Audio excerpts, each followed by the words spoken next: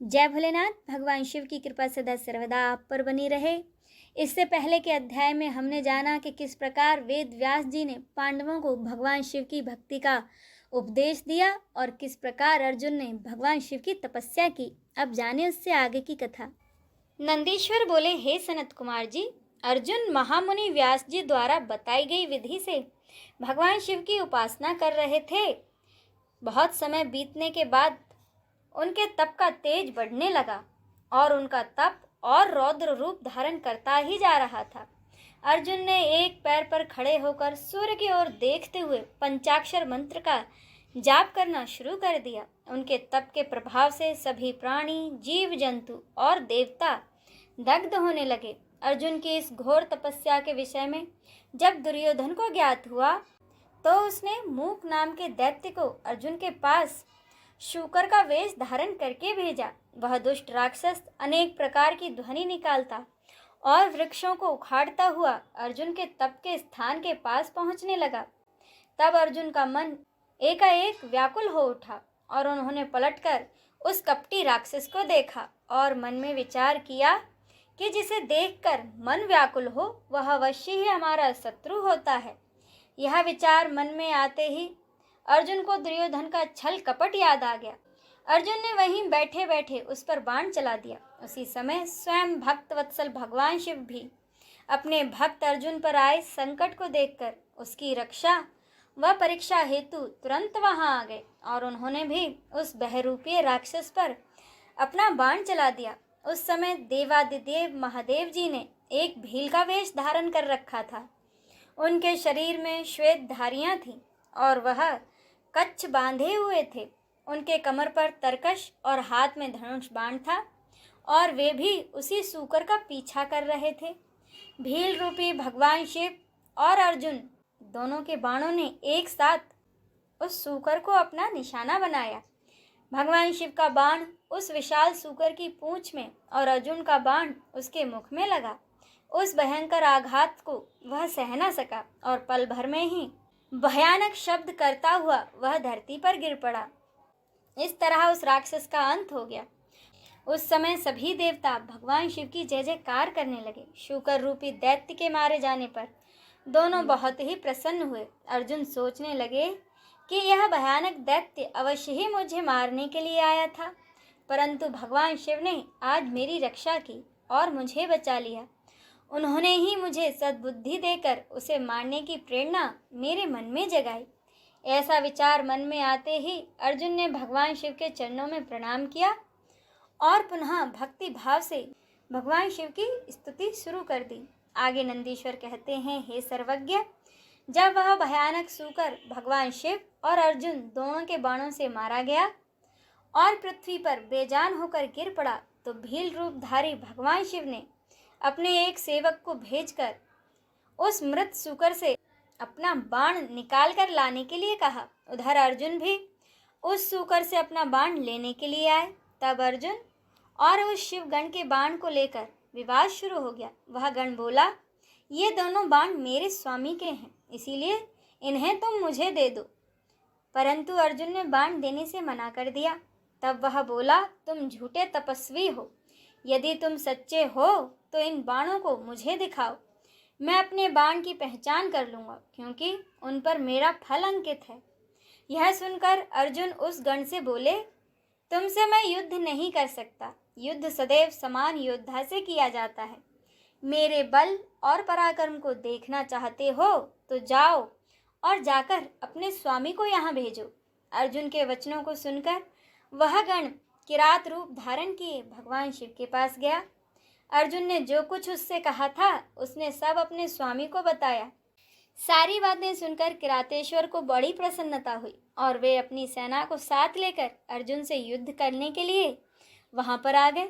युद्ध भूमि में पहुंचकर किरात रूपी भगवान शिव ने अपने दूत को एक बार फिर अर्जुन के पास भेजा। शिवजी का वह दूत अर्जुन के पास गया और बोला, हे तपस्वी, जरा हमारी विशाल सेना को नजर उठाकर देखो। तुम क्यों एक बाण की खातिर अपने प्राणों की आहुति देना चाहते हो? अच्छा होगा कि खुशी से वह बाण तुम हमें दे दो और अपने प्राणों की रक्षा करो। यह सुनकर अर्जुन को बहुत क्रोध आ गया और अर्जुन बोले कि तुम जाकर अपने स्वामी से कह दो कि मैं अपने कुल को कलंकित नहीं कर सकता। भले ही मेरे भाई दुखी हों, पर मैं युद्ध से डरकर पीछे नहीं हट सकता। क्या कभी शेर भी गीदड़ से डरा करते हैं? जाकर अपने स्वामी को बता दो कि क्षत्रिय युद्ध से नहीं डरते, बल्कि अपने शत्रुओं को युद्ध में पछाड़कर आगे बढ़ते हैं। अर्जुन के ऐसे वचनों को सुनकर वह दूत अपने स्वामी के पास पहुंचा और उसने वहां जाकर भगवान शिव को अर्जुन की सारी बातें बता दी। अपने गण की बातों को सुनकर लीलाधारी भगवान शिव मन ही मन अर्जुन की भक्ति, निडरता और अपनी बात की अडिगता देखकर प्रसन्न हुए। आगे नंदीश्वर कहते हैं कि हे महामुने, जब किरातेश्वर शिवजी को उनके दूत ने बताया कि अर्जुन किसी भी स्थिति में समर्पण नहीं करना चाहते और वे आपसे युद्ध करना चाहते हैं, तब शीघ्र ही किरातेश्वर भगवान शिव अपनी सेना के साथ युद्ध भूमि में पधारे। यह देख अर्जुन ने अपने आराध्य भगवान शिव के चरणों का ध्यान किया और अपना धनुष बाण लेकर उस विशाल सेना से लड़ने लगे। अर्जुन और भील की सेना में बड़ा भयंकर संग्राम हुआ। दोनों ओर से बाणों की वर्षा होने लगी। अर्जुन, जो कि महान धनुर्धारी कहे जाते हैं, उन्होंने अपने बाणों से सारी गण सेना को पल भर में ही परेशान कर दिया। फिर क्या था, कुछ ही देर में सभी शिवगण अपने प्राणों की रक्षा हेतु युद्ध भूमि से इधर उधर भाग गए, परंतु अर्जुन के बाण न रुके। जब भील राज किरात की सारी सेना भाग खड़ी हुई, तब अर्जुन ने किरात वेशधारी भगवान शिव से युद्ध करना शुरू कर दिया। अर्जुन ने अपने तीव्र बाणों से महादेव जी पर हमला कर दिया, परंतु अर्जुन के बाण भगवान शिव का कुछ न बिगाड़ सके। अर्जुन का एक भी बाण भगवान शिव तक नहीं पहुंचता था। यह सब देखकर देवादिदेव महादेव हंस रहे थे। जब अर्जुन ने देखा कि वह किसी भी प्रकार से उस किरात को अपने वश में नहीं कर पा रहे हैं, तो उन्होंने भगवान शिव की स्तुति की। इसके प्रभाव से तुरंत ही त्रिलोकीनाथ, भक्तवत्सल, कल्याणकारी भगवान शिव ने अपने अद्भुत स्वरूप के साक्षात दर्शन अर्जुन को कराए। भगवान शिव का परम मनोहारी सुंदर स्वरूप देखकर अर्जुन धन्य हो गए और प्रसन्न होकर पल भर के लिए उन्हें देखते ही रह गए। यह जानकर कि वह किरात कोई और नहीं अपितु स्वयं भगवान शिव ही थे, अर्जुन को अपने युद्ध करने और उनका अपमान करने के कारण बहुत लज्जा महसूस हुई। वे अपने आराध्य के चरणों में गिर पड़े। शिवजी ने अर्जुन को उठाया और बोले कि अर्जुन, तुम दुखी मत हो। तब अर्जुन ने हाथ जोड़कर भक्तवत्सल भगवान शिव की स्तुति की और बोले, हे महादेव जी, आपने इस प्रकार मुझसे रूप बदलकर युद्ध क्यों किया? मैंने आपका भक्त होते हुए भी आपका अपमान किया है। हे स्वामी, मुझे आप माफ़ कर दीजिए और मेरा कल्याण कीजिए। अर्जुन के वचनों से महेश्वर प्रसन्न हो गए और बोले, हे अर्जुन, दुखी मत हो। मेरे द्वारा प्रेरित होने पर ही तुमने मुझसे युद्ध किया था, इसलिए यह तुम्हारा अपराध नहीं बल्कि धर्म था। मैं तुम पर प्रसन्न हूँ। कहो पुत्र, किस कारण से तुमने इतनी घोर तपस्या और मेरी साधना की? मैं तुम्हारी इच्छा पूर्ण करने का वचन देता हूँ। शिव जी के ऐसे वचनों को सुनकर अर्जुन ने भगवान शिव की एक बार फिर से स्तुति की और अर्जुन बोले, हे देवादिदेव, कैलाशपति सदाशिव, मैं आपको नमस्कार करता हूँ। हाथों में डमरू और त्रिशूल धारण करने वाले, गले में मुंडमाला, शरीर पर वाघंबर ओढ़े, गले में सांपों और माथे पर चंद्रमा और जटाओं में पतित पावनी श्री गंगा को धारण करने वाले भगवान शिव शंकर को मैं नमस्कार करता हूँ। भगवान, मैं आपका एक छोटा सा भक्त हूँ और आप इस संसार के स्वामी हैं। भला मैं कैसे आपके गुणों का वर्णन कर सकता हूँ? जिस प्रकार बारिश की बूंदों और आकाश के तारों को नहीं गिना जा सकता, उसी प्रकार आपके गुणों की गणना कर पाना भी असंभव है। प्रभु, मैं तो आपका दास हूँ, आपकी शरण में आया हूँ। मुझ पर अपनी कृपा दृष्टि सदा बनाए रखिए। आप तो अंतर्यामी हैं, अपने भक्तों के विषय में सब कुछ जानते हैं। प्रभु, हम पर आए इस घोर संकट को दूर कीजिए। यह कहकर अर्जुन सर झुकाकर चुपचाप खड़े हो गए। अपने भक्त की स्तुति से खुश होकर शिवजी बोले, हे अर्जुन, अपनी सारी चिंताएं त्याग दो। तुम्हारे कुल का कल्याण अवश्य होगा, तुम्हें सब कुछ मिल जाएगा, पर थोड़ा धैर्य रखो। इतना कहकर शिवजी ने अर्जुन को अमोघ पाशुपात अस्त्र प्रदान किया। फिर अर्जुन को युद्ध में विजय पाने और शत्रुओं का नाश करने का वर प्रदान किया। इसके बाद अर्जुन को आशीर्वाद देकर भगवान शिव वहां से अंतर्धान हो गए। शिव जी के चले जाने के बाद अर्जुन भी प्रसन्नतापूर्वक अपने आश्रम को लौट गए और वहां जाकर उन्होंने अपने सभी भाइयों को अपनी तपस्या की सिद्धि और वर प्राप्ति के बारे में बताया, जिसे जानकर सभी पांडव बहुत ही प्रसन्न हुए। अर्जुन की तपस्या पूरी होने के विषय में जानकर श्री कृष्ण उनसे मिलने आए और बोले कि हे पांडवों, इसीलिए मैंने कहा था कि भगवान शिव की भक्ति सभी कष्टों को दूर करने वाली है। नंदीश्वर कहते हैं, हे सनत कुमार जी, इस प्रकार मैंने आपको भगवान शिव के किरात अवतार का वर्णन सुनाया। यह सब कामनाओं को पूर्ण करने वाला है। आगे नंदीश्वर कहते हैं कि हे सनत कुमार जी, अब मैं आपको सर्वव्यापी भगवान शिव के 12 ज्योतिर्लिंगों रूपी अवतारों के बारे में बताता हूँ। सौराष्ट्र में सोमनाथ, श्री शैलम में मल्लिकार्जुन, उज्जैन में महाकालेश्वर, ओमकार में ओमकारेश्वर, हिमालय पर केदारनाथ, डाकिनी में भीमशंकर, काशी में विश्वनाथ, गोदावरी के तट पर त्र्यंबकेश्वर, चिताभूमि में वैद्यनाथ, दारुका वन में नागेश्वर, सेतुबंध में रामेश्वर तथा शिवालय में घुष्मेश्वर नामक 12 अवतार हैं। जो मनुष्य शुद्ध हृदय और भक्ति भावना से इन 12 ज्योतिर्लिंगों का पूजन और दर्शन करता है, उसे परम आनंद की प्राप्ति होती है। जो भगवान शिव के प्रथम ज्योतिर्लिंग सोमनाथ का सच्चे हृदय से पूजन करता है, उसके सभी रोगों जैसे क्षय, कुष्ठ आदि का नाश होता है और साथ ही उसके सभी पाप धुल जाते हैं और उसे मुक्ति और भक्ति दोनों प्राप्त होते हैं। श्री शैलम में स्थित दूसरे ज्योतिर्लिंग मल्लिकार्जुन के दर्शनों से मनोवांछित फलों की प्राप्ति होती है तथा सब दुखों का नाश होता है और एवं अनंत सुख की प्राप्ति होती है। पुत्र प्राप्ति की इच्छा पूर्ति के लिए इस लिंग की स्तुति की जाती है। उज्जैनी में तीसरा ज्योतिर्लिंग महाकालेश्वर के नाम से जग में विख्यात है। अपने एक ब्राह्मण भक्त वेद के आह्वान पर प्रकट होकर भगवान शिव ने दूषण नामक असुर का वध किया था। इसके बाद वहीं स्थित हो गए, इसीलिए इस ज्योतिर्लिंग को महाकालेश्वर के नाम से जाना जाता है। इसके दर्शनों से मनुष्य की सारी कामनाएं पूरी होती हैं।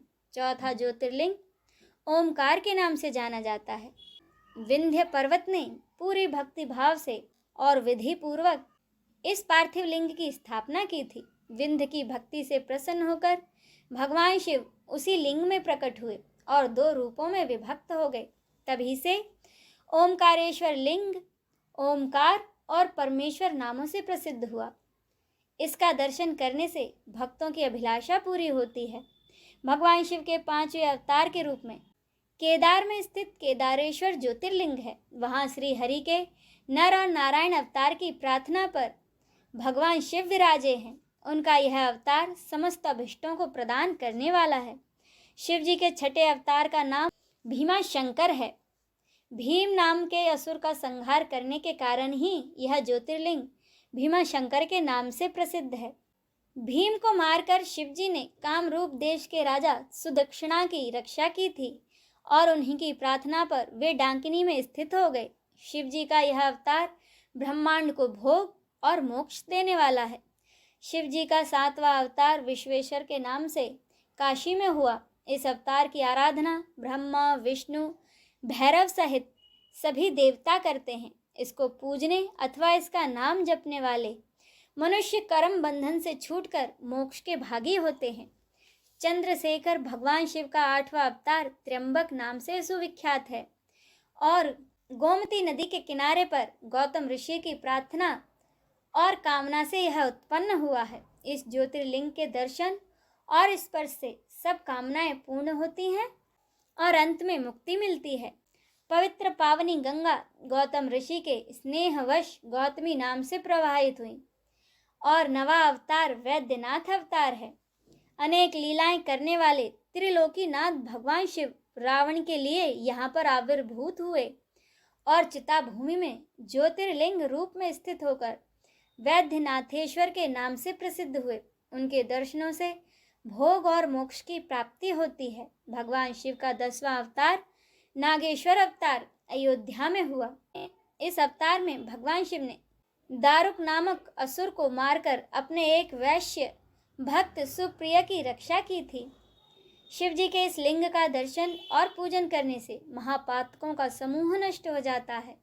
देवादिदेव महादेव जी का 11वां अवतार सेतुबंध में रामेश्वर अवतार कहलाता है। माता सीता को वापस लाने के लिए लंका जाते समय समुद्र तट पर स्वयं भगवान श्री रामचंद्र ने इस लिंग को स्थापित कर भगवान शिव की आराधना की थी। उनकी प्रार्थना पर भगवान शिव इस ज्योतिर्लिंग में स्थित हुए। रामेश्वर लिंग को गंगा जल से स्नान कराने वाले मनुष्य को जीवन के बंधनों से मुक्ति मिल जाती है और उसे परम दिव्य ज्ञान की प्राप्ति होती है। यह ज्योतिर्लिंग भोग तथा मुक्ति प्रदान करने वाला है। इसका पूजन देव दुर्लभ कैवल्य मोक्ष प्रदान करता है। इसी प्रकार शिव जी का घुश्मेश्वर नामक 12वां अवतार हुआ, जिसमें उन्होंने अपने प्रिय भक्त घुष्मा को आनंद दिया। दक्षिण दिशा में देवलोक के निकट शिव जी सरोवर में प्रकट हुए। वहां घुष्मा ने अपने पुत्र को पुनर्जीवित करने हेतु भगवान शिव की तपस्या की।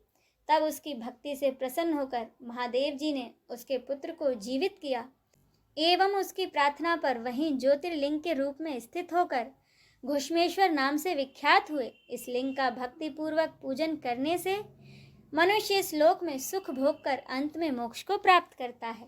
हे महामुने, इस प्रकार मैंने आपको त्रिलोकीनाथ देवादिदेव शिव जी के 12 दिव्य ज्योतिर्लिंगों का वर्णन कहा है। अब इससे आगे की कथा का रसपान हम अगले अध्याय में करेंगे। हर हर महादेव।